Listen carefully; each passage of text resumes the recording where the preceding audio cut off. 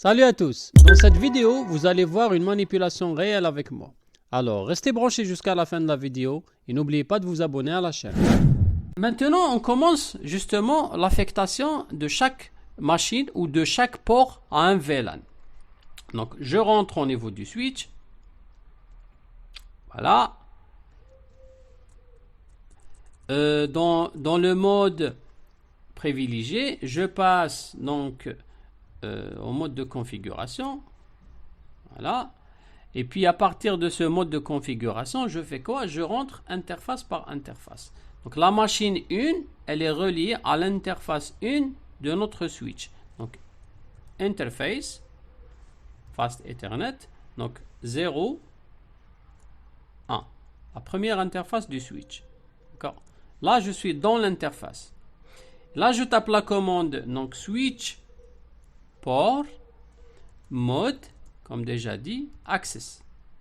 Là, j'ai déclaré ce port-là, sur lequel est branchée la machine 1, comme access.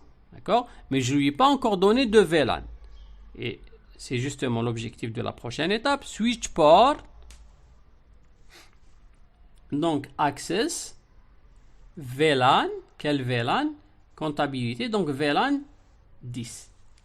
Regardez ici le lien, il est en vert. Dès que je valide, il devient orange. Pourquoi? Parce que la machine n'arrive plus à se connecter, parce que maintenant cette machine-là, elle est branchée à un VLAN dont on n'a pas encore fini la configuration. D'accord? Donc la machine 1, c'est bon. Elle est branchée au port qui est affecté au VLAN 10 comptabilité. Je sors de l'interface. Exit. Et je continue. Donc je rentre dans l'interface 2. 0, 2. Là, je suis au niveau de la deuxième interface qui est branchée à la machine 4. Je tape la même chose. Switch port, mode, access. J'ai déclaré le port comme étant access. Switch port, access, VLAN. Quel VLAN? VLAN 20. Donc VLAN 20. Entrée. Là, encore une fois, le lien deviendra orange. Je sors de l'interface. Donc 2. Et je rentre dans l'interface 3. Interface. Donc Fast Ethernet 03. Maintenant, je suis en train de configurer l'interface 3 sur laquelle est branchée la machine 7. D'accord? Je commence par déclarer le port comme access, switch port mode access. OK. Après cela, je fais quoi? Donc switch port access VLAN. Quel VLAN? VLAN numéro 30. Voilà, VLAN 30. Entrée. Là, je viens de finir l'affectation des 3 machines à leur VLAN correspondant 10, 20, 30 au niveau du switch numéro 0. Je refais la même chose au niveau du switch numéro 1. Donc, je rentre au niveau du switch. Mode de configuration. Je commence interface par interface. Donc, interface 1. Interface Fast Ethernet 0, 1. Voilà, je suis au niveau de la première interface. Donc, switch port mode access, je la déclare en access. Switch port access VLAN. Quel VLAN? La première interface, c'est VLAN 10 pour comptabilité. VLAN 10. Voilà. Je sors. J'accède à la deuxième interface. Donc, interface Fast Ethernet 0, 2. Maintenant, l'interface 2. Interface 2 qui interconnecte la machine 5. Donc, switch port mode access. Voilà. Pour déclarer le port au mode access. Et puis, switch port access VLAN. Quel VLAN? 20. Parce que là, je parle de la machine 5 qui est branchée à l'interface numéro 2. 20. Entrée. Je sors de l'interface. Voilà. Maintenant, la troisième interface. Interface Fast Ethernet 0, 3. Voilà. Switch port mode access toujours, et puis switch port,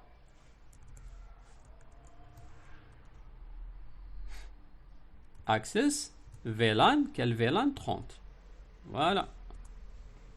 Là, je viens de créer tous les VLAN au niveau du switch numéro 1. C'est fatigant, oui. Pourquoi? Parce que c'est les VLAN statiques. Switch 2. On rentre toujours dans l'invité de commande. Je passe en mode de configuration. Interface 1. Donc, interface Fast Ethernet 0. Donc, 0.1. Voilà. Switch port mode access. Là, je suis en train de travailler sur la première interface du switch numéro 2. Et puis, switch port access VLAN, quel VLAN? VLAN 10. Voilà, là, je viens d'affecter la première interface du switch 2 au VLAN numéro 10. D'accord? Voilà, je sors. Maintenant, la deuxième interface. Interface Fast Ethernet 0.2. Switch port mode access. Et puis switch port access VLAN. Quel VLAN? Parce que c'est l'interface 2. Donc c'est le VLAN 20. Voilà, 20. Je sors de l'interface et j'accède à la troisième et dernière interface. Interface Fast Ethernet 0.3. Switch port déclaré en mode access. Et puis switch port. D'accord? Access VLAN. Quel VLAN? 30. Voilà. Et c'est fini. Je viens j'ai créé les VLAN sur les 3 switches et j'ai affecté les ports correspondant aux machines dans lesquelles je veux les mettre dans un VLAN ou dans un autre. D'accord? Maintenant, on va tester la communication et voir est-ce que ça marche ou pas. D'accord? On va tester cette communication et voir est-ce que ça marche. On va tester un paquet entre le VLAN, par exemple la machine 4 et la machine 5 qui se trouve dans le même VLAN. Là, on envoie et ça bloque. Ça bloque. Ça bloque. Pourquoi? Parce qu'il y a un problème quelque part. Voilà. D'ailleurs, j'ai fait exprès ce problème-là. Parce qu'on a oublié quelque chose. C'est quoi? C'est qu'on a configuré tous les ports access. Mais on a oublié de configurer les ports trunk. C'est-à-dire les ports qui véhiculent des messages entre des switches. C'est-à-dire qui véhiculent des messages appartenant à des VLAN différents. D'accord? Donc voilà, je rentre au niveau du switch 0 sur son interface 0.4. Donc, je reviens à la configuration. Donc, interface Fast Ethernet 0.4. Entrée. Switch port, mode, trunk. OK. Voilà, c'est bon. Maintenant, j'ai déclaré ce côté-là comme trunk. Il faut que je déclare aussi celui-là. Au niveau du switch 1, donc c'est l'interface 0.5. Donc je reviens au niveau du switch. Donc je sors de l'interface. Donc interface Fast Ethernet 0.5. Voilà. Donc switch port, mode, trunk. OK. Voilà, c'est fait. Très bien. Maintenant, je vais le faire de l'autre côté aussi. De l'autre côté. Donc ça, c'est au niveau du switch 1 toujours, mais l'interface 0.4. Voilà. Donc, je sors de l'interface 4 de tout à l'heure. Interface Fast Ethernet 0.5. Voilà. Et puis, je tape. Donc, switch port, mode, trunk. OK. C'est bon. C'est bon. Maintenant, il me reste la dernière chose. Non, là, pardon, il fallait que je configure l'interface 4 par l'interface 5. Donc, interface Fast Ethernet. Bon, je sors de l'interface. Interface Fast Ethernet 0, donc 4. Voilà. Donc, switch port, mode, trunk. OK. C'est bon, je sors. La dernière étape, c'est ce côté-là. C'est-à-dire, c'est le switch numéro 2, l'interface 0.4. Je vais la mettre en trunk. Voilà, ici. Donc, je sors du mode de configuration. Donc, int fast Ethernet 0,4. Voilà. Donc, switch port, mode, trunk. Et OK. Voilà. Maintenant, je viens de faire le nécessaire. Donc, j'ai fait quoi? Je vous rappelle, j'ai créé les VLAN au niveau de chaque switch différemment.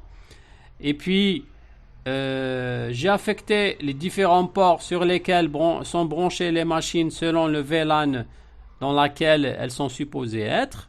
Maintenant, nous allons effectuer les tests. On va tester un paquet entre la machine 4 et la machine 6, par exemple. Là. Voilà.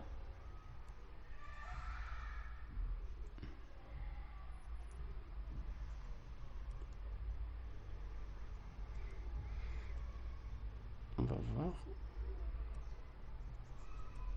Voilà.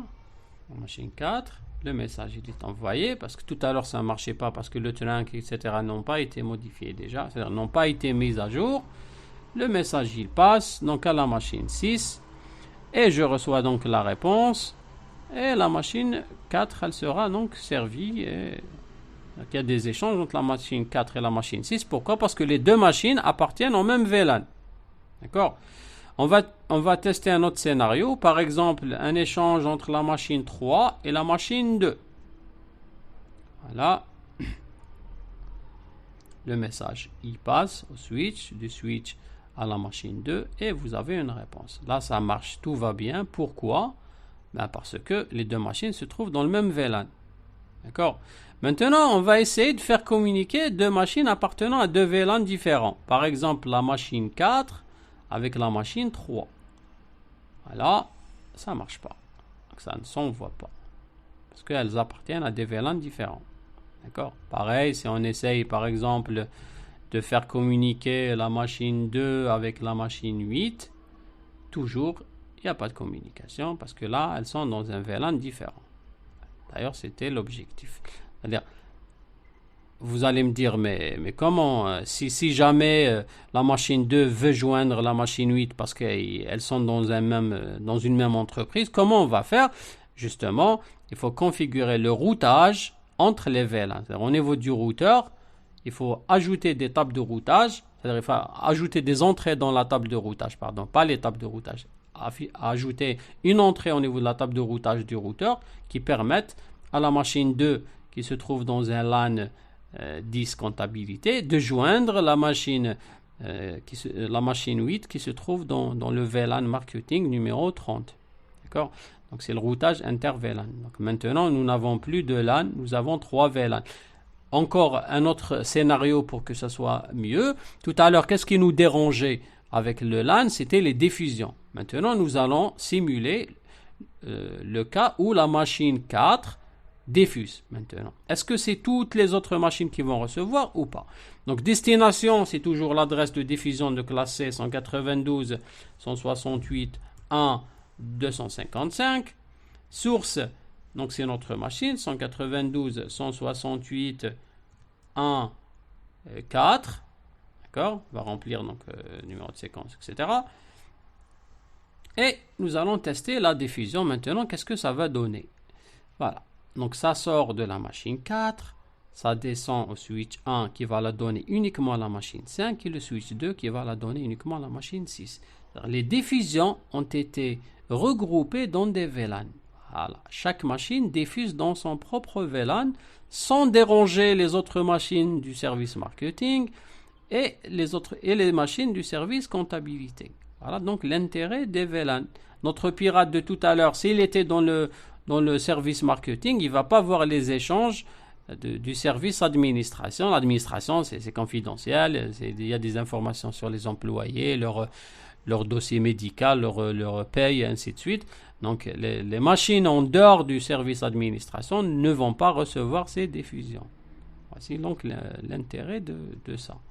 Donc, une diffusion touche uniquement les machines du VLAN. Voilà pourquoi on est en train de faire tout ça. C'est justement pour minimiser, déjà pour améliorer la bande passante et pour minimiser le risque de sécurité. Voilà donc l'objectif principal à travers ce qu'on vient de faire. D'accord? Voilà. Tout à l'heure, ça ne marchait pas parce qu'on avait oublié les liens trunk. Maintenant que nous avons configuré ces liens trunk, ça marche donc de manière plus efficace. D'accord? J'espère que c'est clair.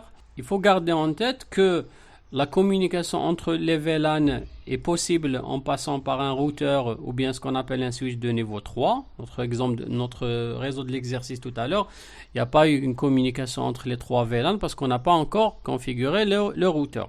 Donc ça peut se faire sur un routeur classique ou un switch multicouche, c'est-à-dire un switch qui a les fonctionnalités d'un routeur. On peut donc faire un filtre, ce qu'on appelle à travers ce qu'on appelle les ACL pour autoriser ou interdire un certain nombre de machines par plage ou par donc unicast, etc. C'est des trucs qu'on va voir peut-être plus tard. Donc assurer un certain filtre par machine, par adresse IP, etc. Et puis il faut savoir que les administrateurs d'habitude ils consacrent un VLAN qui est dédié à l'administration et à la supervision, c'est-à-dire monitoring. Donc, ils vont créer une adresse IP qui sera associée à ce VLAN-là pour accéder au switch par SSH ou par Telnet et ainsi de suite. Voilà. Donc, c'est par rapport, ce sont des conseils comme ça en général qui vont peut-être vous servir par la suite. J'espère que vous avez appris beaucoup de choses à travers cette manipulation et je vous donne rendez-vous très prochainement. Voilà, je vous remercie.